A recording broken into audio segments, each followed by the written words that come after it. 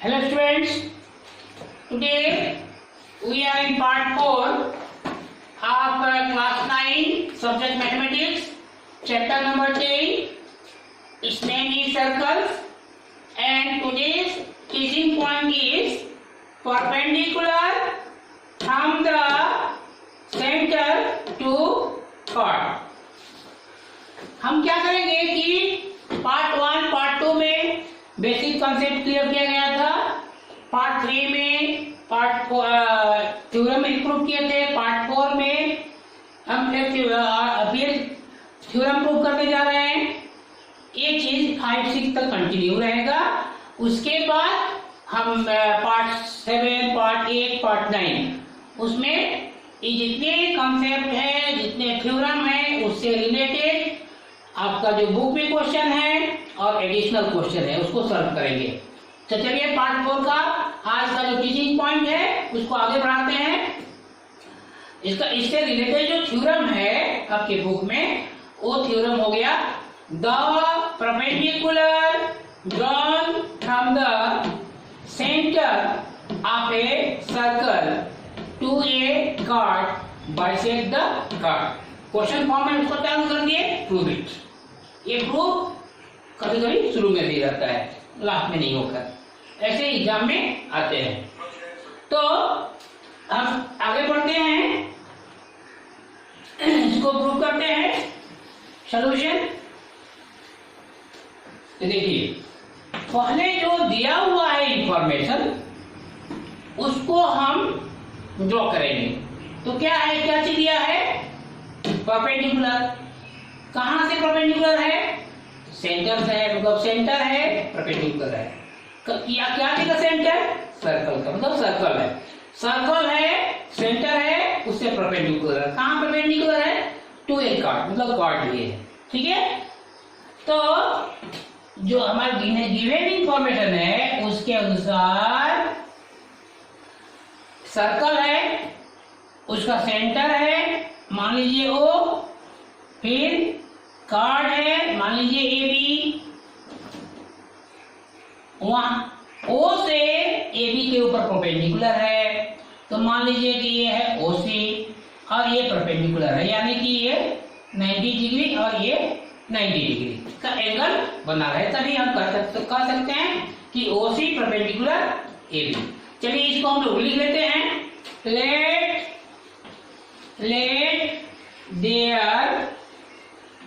there be a circle with center O। ठीक है, AB is a chord, AB is a chord। अब दूसरा क्या है कि OC जो है AB के ऊपर परपेंडिकुलर है। OC परपेंडिकुलर ऐसे लिखते हैं, हम लोग ऑलरेडी पढ़ चुके हैं। OC perpendicular AB। ठीक है, ये चीज दिया हुआ है, इतना जो है ये गिवन पार्ट है। ठीक है, उसी का हम लोग नेम दे दिए। उसके बाद होता है कि प्रूफ क्या करना है। तब प्रूफ क्या करना है?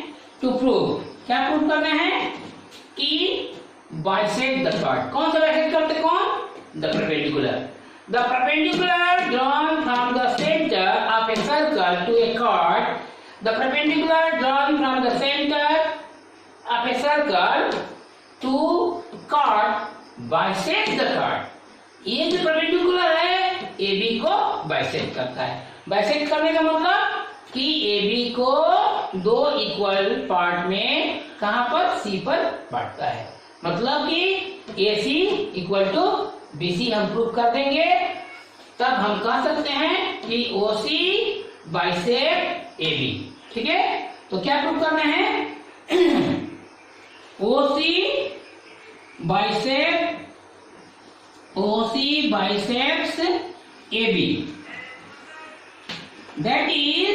That is AC equal to BC।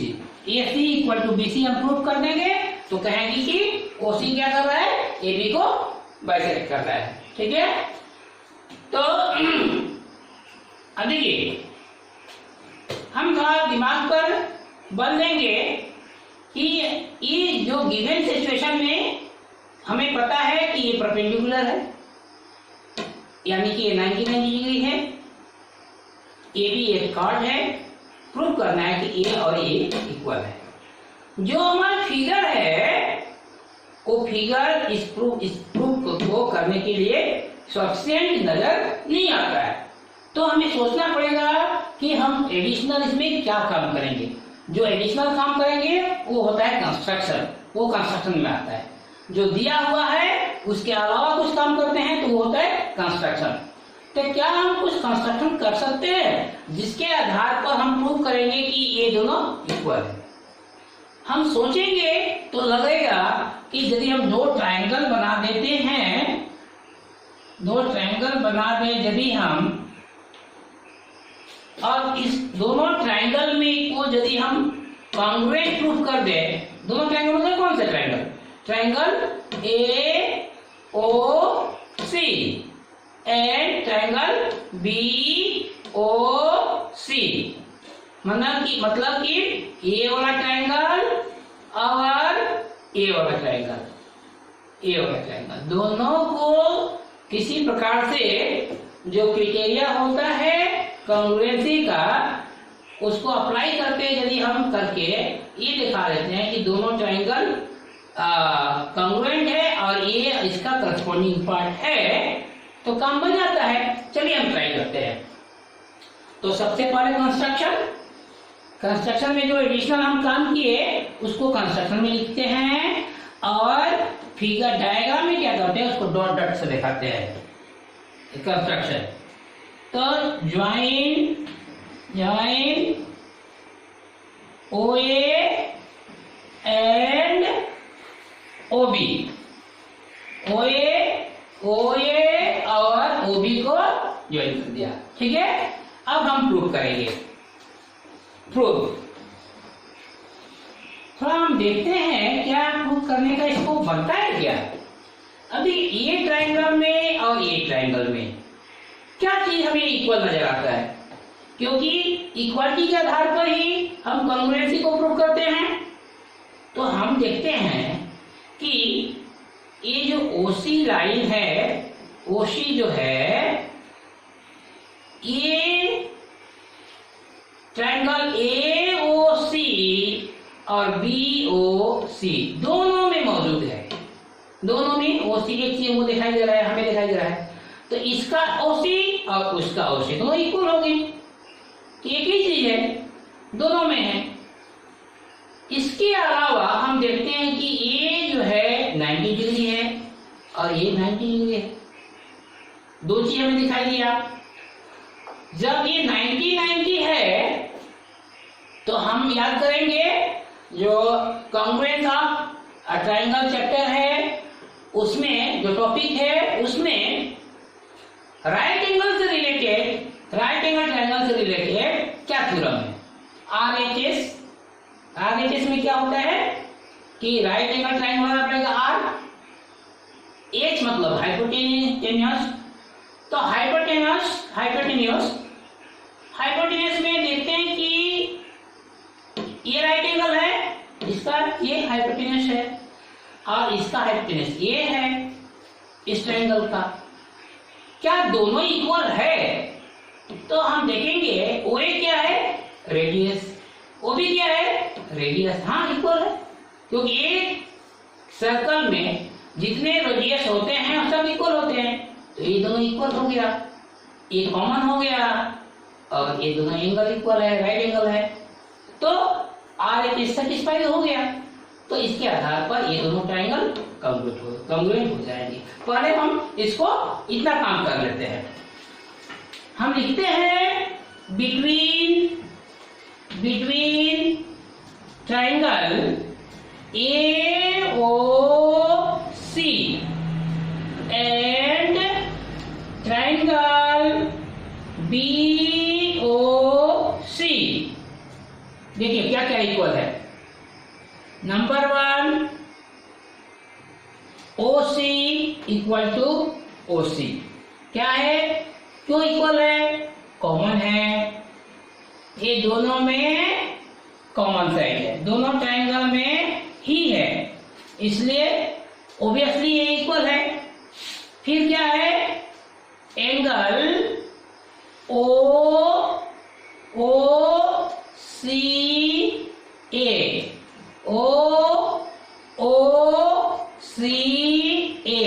मतलब ये वाला एंगल, और OCB यानी ये वाला एंगल, दोनों 90 है क्योंकि वो गिवन है। तो OCA equal to angle OCB। ठीक है, क्या है कि दिया हुआ है, क्या दिया है कि ईच इक्वल टू 90 डिग्री, दोनों क्या है 90 का है।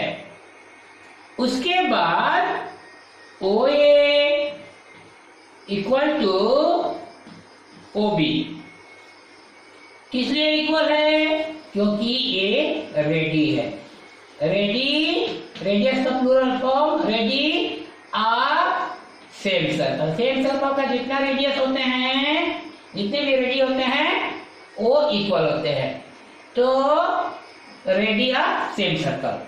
तो देखते हैं कि हाइपोटेन्यूस इक्वल है, राइट एंगल है, और एक साइड जो है वो इक्वल है।